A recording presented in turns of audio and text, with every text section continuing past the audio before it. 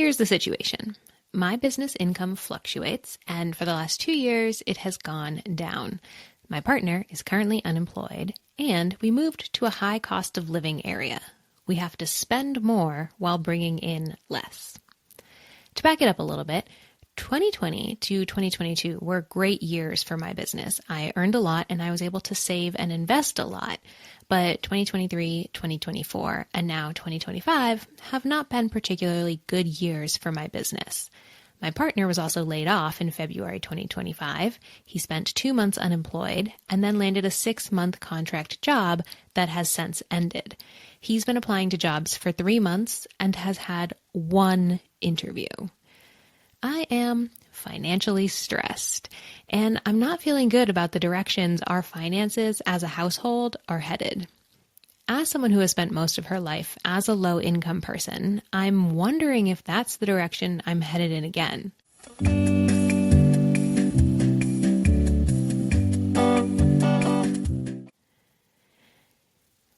Hey all, I'm Kara Perez, host of Kara Explores Money and author of Money for Change. This is currently a sponsor-free show, and I would like to keep it that way, but in order for that to happen, I do need 300 more people to become patrons. It's a big number, I know, but patrons get all sorts of cool bonuses and help keep this show an ad-free space. Patron bonuses include everything from discounts on workshops that we host to access to podcast episodes early and access to our exclusive Discord space, which one person has described as poppin'. So you know you want to be there. If you're interested in becoming a patron and supporting the show, you can find that link in the show notes. You can also find it in my bio on all the social media platforms.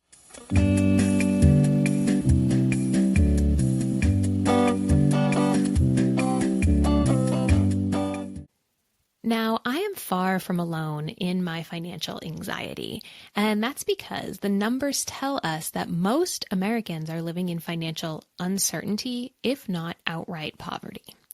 About 50 million Americans have household incomes below 125% of the poverty level, including more than 15 million children. The year that we have the most recent data for is 2022, and in 2022, household incomes below 125% of the poverty level correspond to annual incomes of below $34,500 for a family of 4 or $17,500 for an individual. 15% of Americans live in households with annual incomes below these levels. So that translates to approximately 50 million low-income Americans. And of course, we can break this down even more, and it's important to, because compared to non-Hispanic whites, Black and Hispanic Americans are more than twice as likely to have household incomes below 125% of the poverty level. That's one end of the spectrum in the United States when it comes to income, but what has been capturing my attention, especially as my own household is going through a very rough income year, is what's going on with people who are working but who are struggling. The U.S. is the largest economy in the world by a fairly wide margin, yet we're seeing a rise in what we are calling the working poor. These are people who have spent at least 27 weeks working or looking for work during a year, but have incomes below the national poverty line. As of 2023, there were 6.3 million working poor in the United States, which represents 4.1% of the entire workforce. And increasingly, the working poor is struggling to stay employed, struggling to feed themselves, and struggling to house themselves. Pretty much all major cities in the United States have seen an increase in homelessness over the last 5 years. A 2021 study from the University of Chicago estimates that 53% of people living in homeless shelters and 40% of unsheltered people were employed, either full or part-time. The National Low Income Housing Coalition's Out of Reach report calculates that a household would need to earn an average salary of $46,967 or $23 per hour to afford a 2-bedroom apartment at fair market rent. This is a lot more money than the federal minimum wage of $7.25 per hour. I live in Massachusetts. Our minimum wage here is $15 an hour. Washington State has the highest minimum wage in the country at $16.66 per hour, which is actually going to increase in 2026 to $17.13 an hour. But even that falls far short of what someone would need to be able to afford a 2-bedroom home in the United States. Now, on this podcast, we believe that housing is a human right. But let's say we put on our conservative hats and we look at housing through the lens of it being something that you need to earn. The rise of the number of people in the United States who have jobs and are working and are still unhoused or are still living at the poverty level is shocking. It's abhorrent, honestly. And no matter how you look at it, these are people who are doing, quote, the right thing, and I'm definitely using air quotes around that, and they are still unable to make life work in the United States.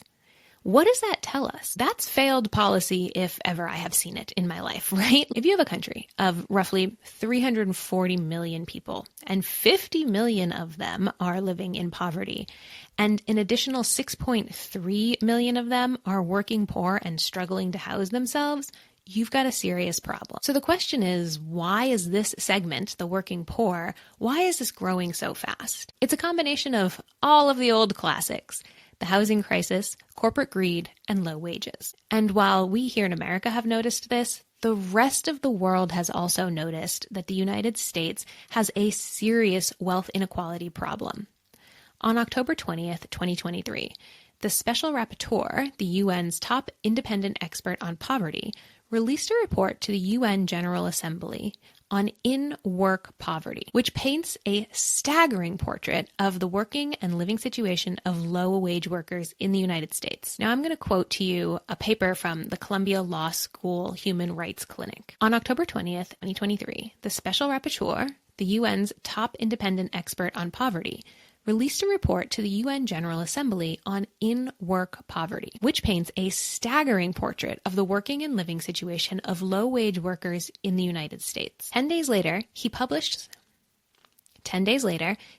letters sent to some of the largest U.S. employers, Amazon, DoorDash, and Walmart among them, raising allegations that they contribute directly to the problem of in-work poverty. A separate letter was sent to the U.S. Department of Labor raising allegations that the government has failed to adequately protect workers and that U.S. laws and policies directly contribute to this disaster. The letters, sent through diplomatic channels, addresses report that these companies utilize illegal tactics to stymie unionization efforts, exploit public assistance programs to supplement insufficient wages, and do not pay all employees a living wage. Pretty damning stuff in what is, again, the wealthiest nation on the planet. The report is available to download as a PDF, and you can go read it, and it is really shocking. It's additionally very heartbreaking because in the wealthiest country on the planet, this should not be a problem. Everybody should be able to have a house and some food.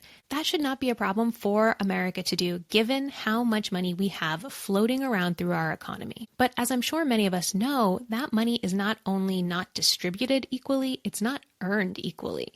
And increasingly, the United States is becoming a country where low or middle income Americans really don't matter, economically speaking. The top 10% of earners in the United States account for nearly 50% of spending in the United States, according to Moody's Analytics. That means that the super wealthy are the ones doing the most spending in the United States. And that makes sense. They're the ones with extra money while the rest of us are struggling. But where it begins to get very insidious is that the, quote, free market doesn't really exist in the United States anymore, if indeed it ever did, because the overall market is catering more and more towards the upper 10%. Part of the reason that things are getting more expensive overall is that more companies are catering towards luxury, high-end spenders. Take housing, which is perhaps the clearest example of this.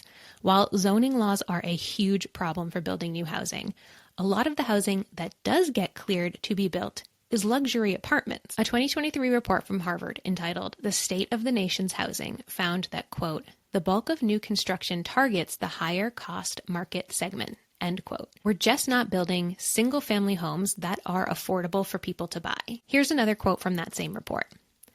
The decline in new home building is particularly acute for lower-priced homes due to rising construction and land costs, limited lot availability, and regulatory barriers like minimum lot sizes that restrict entry-level housing production.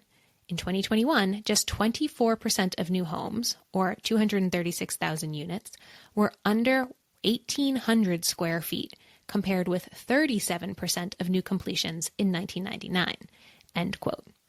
I am sitting here recording this podcast in my 690 square foot home. They literally don't build them like this anymore. My house is from 1910, I want to say, perhaps 1912, and you literally cannot build this size footprint in most of America anymore. It has either been outlawed due to new zoning laws, and or it just doesn't make sense for developers to build these small houses because the cost of the land underneath the house is too much. So the developer won't make enough on selling a house the size of my house on the back end. Now, to bring it back to me and my current income struggles, I feel three major emotions, which are I feel kind of embarrassed because I am a financial expert. I'm a financial author. I have built my career around talking about money. I feel annoyed because I've been at this whole money thing for a decade, and it's like, what the hell, man? Shouldn't it be easier by now? And finally, I feel some measure of calm because I'm not in the same financial position that I was 11 years ago when I started my financial journey. So let me back it up even more for you. In case you don't know, I grew up low income in a single parent household in Massachusetts in a very high cost of living area. I grew up on food stamps, and I am the only one of my siblings to go to college. And I had to take out student loans to do that. So I graduated with debt and no job. I went to Wesleyan University in Connecticut, go Birds, and then I moved to Austin, Texas, where I lived for 11 years. And when I moved to Austin, I was responsible for all of my own costs. So car insurance, rent, groceries, all of that was me. But I was making hardly any money. Let's go to the tax returns. So I graduated college in 2011, but here is my tax return from 2012. So this is the first full calendar year that I was earning money. I worked as a waitress, and I earned $16,100. In 2014, 2 whole years later, I earned $16,360. And in 2015, I earned a whopping $22,916. So you can see that the first 4 years out of college, my income was very low. I mean, basically nothing. And those are crucial years for career building. I wasn't able to save. I wasn't able to invest. I was barely able to make my student loan payments and pay rent. It was only through working multiple jobs that I was able to pay off my student loans. I worked 5 different part-time jobs, 7 days a week. I side hustled my way out of being in student loan debt, which sucked. It was really, really hard. It was really draining. I am glad now to not have student loan debt. It's so nice to be in my 30s without that, but it sucked that I had to live that way. And my focus in my 20s was really just pay off debt and build up some savings because I had spent my entire life to that point without any money. And I was really willing to do anything it took. I was willing to work those 5 different part-time jobs to pay off my debt. I was willing to live with roommates until I was 36 years old so that I could keep rent low. I was willing to thrift, cook at home, be a 1-car household. All of those things I was very willing and happy to do so that I could save and invest. But the undercurrent of that is financial anxiety. Financial anxiety really fueled my 20s, and it absolutely informed the decisions that I made in my 20s. I knew what it was like to live at the poverty line, and I hated it. I knew what it was like to struggle with debt, and I hated it. I knew what it was like to have money be a weight on your shoulders and to quite literally depress you, and I hated it. So in my 20s, I was willing to say, I will do anything to get away from that. But now here I am. I'm 37 years old, and if you look at the big picture situation, in some ways, it's the same. I'm struggling with income again. My partner currently has no income, and the financial anxiety has returned in a very big way. But let's zoom in a little bit here and understand that I'm also in a very different position than I was when I was 25.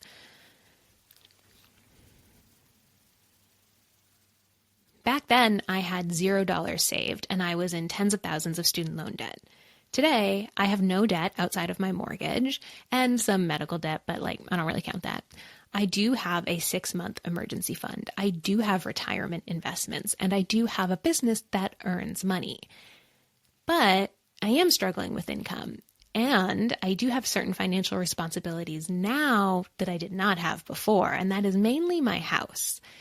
Definitely right now, my biggest source of financial stress is my mortgage. It's really hard to buy a house and then 8 months later begin to struggle with income, which is what happened to us. Especially when you've moved from an affordable area to a much more expensive area. North Carolina to Massachusetts increased our monthly living costs significantly. Our last apartment in North Carolina cost us $1,450 a month in rent. We now pay $2,400 a month in our mortgage, home insurance, and property taxes. So that's a $950 increase per month. I now also have to pay for heating oil in addition to electric, and that's about $1,300 a year or $108 a month. I also have to save or actively pay for home repairs, of which I have had a fair few in my first year of home ownership, and that adds up to about $130 a month. So just those things are an additional $1,188 a month that we now have to pay just for moving states. That's $14,256 a year.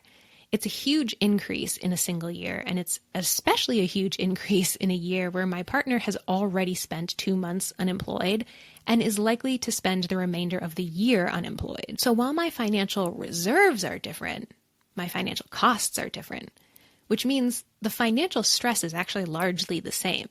I used to worry that I would die in debt and not have enough money to pay rent. And now I'm worried I'll accumulate debt as I desperately try to pay my mortgage. And of course, all of this is tied up into class. I grew up working class. In my late 20s, early 30s, I would say I had ascended to middle class, and now I see myself falling back down into working class. I'm not particularly scared that I will become a member of the working poor due to the financial assets that I have, but I am really concerned that I'm going to spend the rest of my career kind of just treading water financially. Maybe that's just sort of the darkness of this particular moment, clouding my vision for the future. And maybe that speaks to the scarcity mindset that I've never completely gotten over given my financial history, but it's there. It's a worry that I have. It's an anxiety that I have. And when I look at this through my class lens, I also feel bad. There's nothing wrong with being working class. There's nothing wrong with being middle class.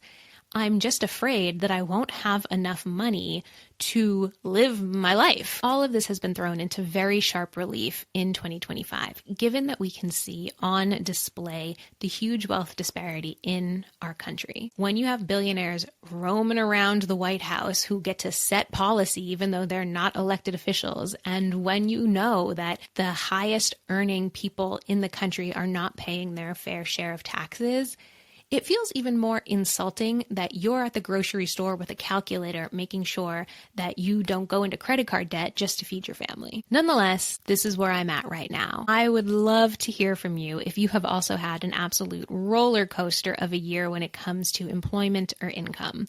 I know that we're not the only ones in this boat, and I know that in many ways we are very financially blessed. I want to be really clear about that. But I also know that the financial anxiety of my 20s is it's the worst kind of visit from someone you used to know. I really thought that this would be something that I wouldn't have to deal with again. But here we are. Feel free to shoot me an email at karaexploresmoney@gmail.com, and thank you for listening.